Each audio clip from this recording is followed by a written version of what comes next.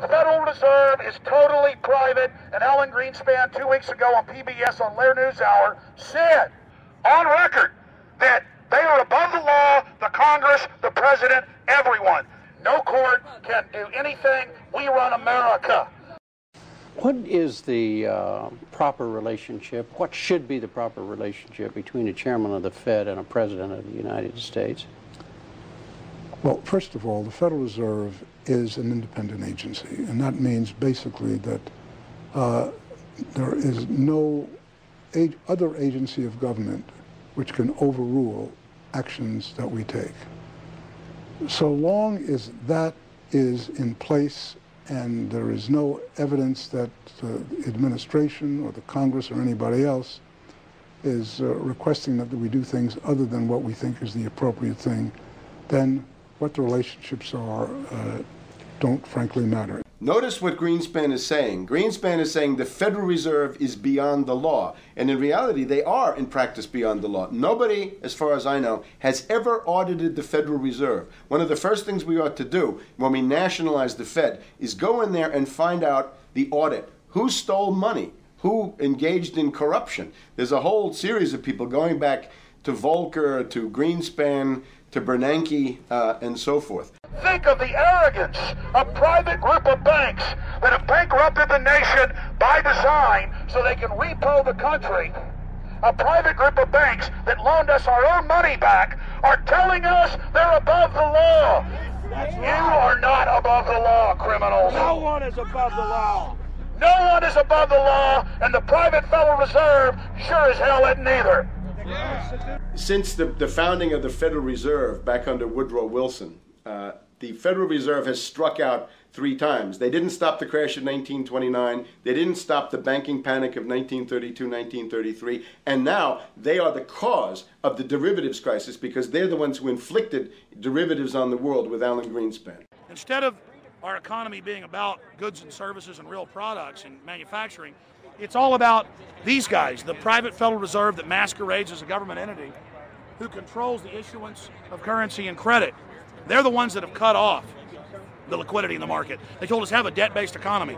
Then they cut it off once they get us under their thumb and implode the economy so they can consolidate it. And that's what they're doing right now. I mean, it's in their own documents, it's in their own statements. They claim, give us unlimited power, give us trillions of dollars of the Baker bailout bill that's already $5 trillion, not $850 billion as they say.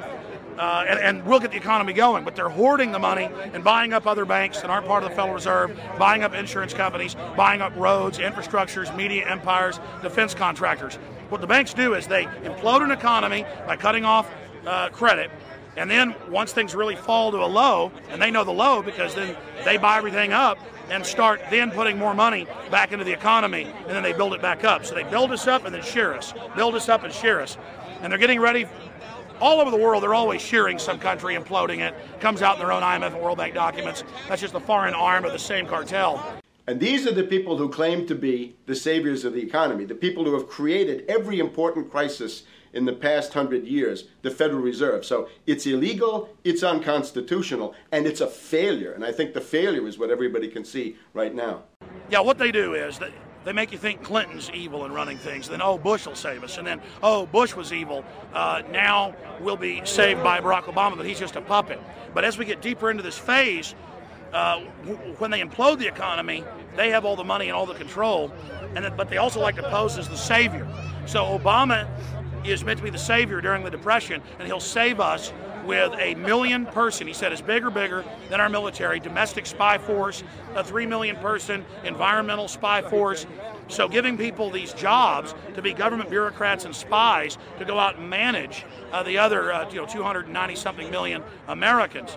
And so this is classical fascism. The communists also do it. Any vertically integrated command and control authoritarian system does this. So they're openly following what the same group of banks did in Germany, Russia. It's in the Communist Manifesto to have a private central bank because the private central bankers actually wrote the ideas that they had Marx and Engels put out. People go, well, why would the banks want communism?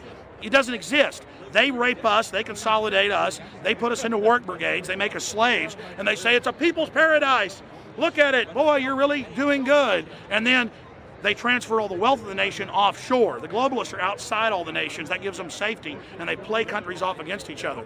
And so that's what we're facing and dealing with. And so they're bringing in classical, hardcore tyranny in the U.S., but we have the internet. We've grown our numbers. The alternative media's exploded. That's why they're trying to move in to shut down and regulate and tax the web, but it's too late for them. They're playing in the 19th century, 20th century rules. It's 21st century, the century of resistance to tyranny. And so it's going to be one hell of a fight with the people and free humanity on one side and the New World Order on the other. And every one of you out there counts, needs to be involved in this fight like nothing you've been involved with before, because this is life and death.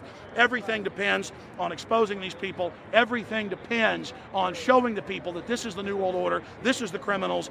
We're dealing with the king rats here, the people that are carrying out tyranny worldwide. And either they fall or we fall. Either worldwide darkness and a new age of tyranny and oppression and with a scientific overlay, or a new age of liberty and freedom and a new renaissance. The choice is the people's out there.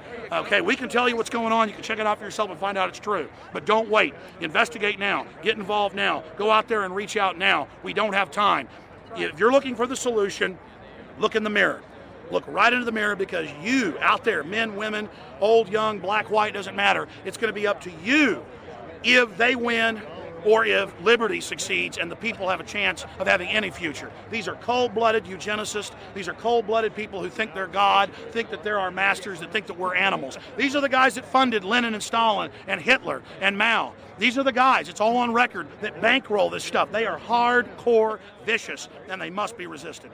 Up until about the Kennedy assassination and the beginning of the war in Vietnam, the United States is a very powerful engine for world progress. It's the assassinations, the Kennedy assassination, and the others in the 1960s, the beginning of the Vietnam War, and the beginning of the absolute domination of the Wall Street group over every other interest. Nobody else counts except the Wall Street money masters. That has now made the United States into no longer a force for progress, but something very different, often a force for destruction in the world. That doesn't need to remain that way. The interest of the American people is to fight to take your government back from Wall Street and make the United States a force for progress in the world, which we easily could do if we could just break the power of the people behind Obama. The main banks of Europe, which were started by Adam Weishaupt and Rothschild, the Banque Nationale de Paris, the Bank of England, the Bank of Italy, have all financed the messianic and war leaders of the last 200 years. Napoleon, Lenin, Stalin. They backed Adolf Hitler. They backed Franklin Delano Roosevelt. And they are backing right now Barack Obama. The banking cartel had established a beachhead in 1913 through the Federal Reserve Act. In 1947, they set up a parallel shadow government through the National Security Act. From 47 on, the national security state began the long process of absorbing federal and state bureaucracies, while at the same time undermining the constitutional power of Congress and dominating the executive branch. By controlling the issuance of currency and credit, the private Federal Reserve was able to buy up most of the Fortune 500. And if a company wouldn't sell, the bankers would unleash federal regulators to run them out of business. Private central banks in Europe, the United States, and England took taxpayer money and loaned it at over 30% interest to third world nations.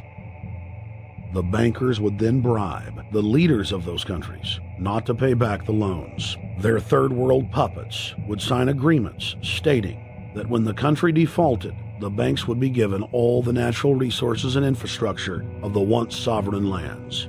But worst of all, the countries would pledge future taxes paid by the people in perpetuity as profit to the private banks. By the year 2000, there were few nations that had not fallen to the designs of the money power.